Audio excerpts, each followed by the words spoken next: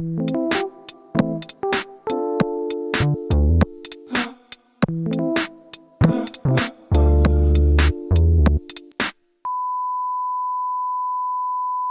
to 3000 Thieves TV. I'm here with Dave, Axil Coffee. I want to know how you got your start in coffee. What was the first coffee job you had? Well, I actually started in hospitality straight out of high school. Yep. So I worked in cafes, restaurants, and actually wanted to be a hotel manager originally. So I spent some time overseas training to be a hotel manager. And then randomly, I met a guy in about 2004. He started teaching me a little bit about coffee, and he'd formerly been a coffee roaster. Yep. And he got me into the coffee industry. It's been all go from there. No turning back to the hotel? No, I mean, like, the hotel was great. I worked at the Hyatt for a little while. It was just all a little too prim and proper, a little too, the cafe industry is just a little bit looser, a little bit more fun. Why is roasting important to your business? I know you've been around for 5 years now, but there's plenty of roasters in Melbourne. Why did you decide to go down that path? At the time, when I met Zoe, who's my wife, and started Axil Coffee Roasters with me, she was actually a coffee roaster, Yep. and I was actually working for another coffee company selling coffee all day as a sales rep. Yep. And so we used to come home every night, and she'd roast coffee all day, I'd sell coffee all day, and we're like, this is just crazy. We need So it's just a natural progression for you. So in terms of this space, we're in Hawthorn. Why is it important to have the coffee roaster right there? Right where people can see it when they come to get a coffee? Yeah, a small part of it is that people can actually see it. The larger part is actually making sure that there's a really close connection between our green bean buyer, our roaster, our baristas, and our end user, so that all of those people combine Yep. and create a fantastic cup of coffee. And if you had them in separate locations, then I don't think they'd have the same synergy, and I don't think we produce the same level of product. 5 years old, you're rebranding as we speak.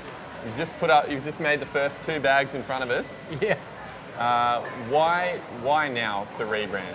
It was time. I mean, obviously when we started Axil Coffee Roasters 5 years ago, a lot of the brand and logo development we did ourselves, and we sketched up what we sort of wanted, and we executed it. And obviously what we thought our business was going to be and what we thought we wanted to stand for has moved and changed over time. And one of the things as we just touched on is that direct trade coffee, traveling to origin, paying the farmers direct, sourcing the best coffee is such an important part of what we stand for now.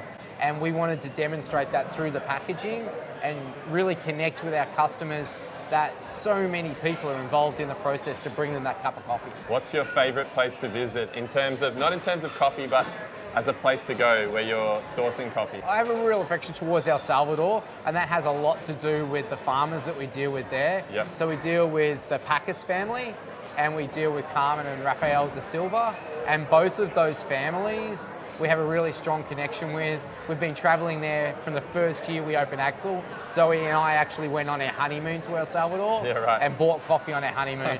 And we now stay with them, the family home, and we just have such a close association with them that it's really hard to go past El Salvador for that personal connection. 5 years down the track, you've obviously expanded out of here. Can you tell us what's coming and why you went about going beyond the one shop? I think we opened more shops. So we opened a new espresso bar 2 years ago in Flinders Lane. And then last year we just opened another espresso bar in Southern Cross Lane in the city. And we opened those stores because it allowed us to finish that loop to the end user, so that we can go to origin, it can come off the tree, and we can follow the process through all those hands, and we can control it all the way through to the end consumer. So we're really controlling that whole cycle. And this year we're opening a new shop at Chadstone Shopping Centre, and once again that's going to allow us to connect with a whole new market and show them what Axil's really about. All right, quick fire questions. The key is to not think too much. Espresso or filter? Espresso. Milk or sugar? Milk. V60 or per litre? V60. Yes or no, automatic filter machines? Like Mocha Master? Controlling the process, serve the same quality all day long, definitely. Natural sweeteners, yes or no? No. Decaf, yes or no? It has its place, it definitely, yeah. Thanks so much for talking to us. Absolute pleasure. Thanks for your time. I hope you enjoyed. For more coffee videos, click here to subscribe. And I think you should.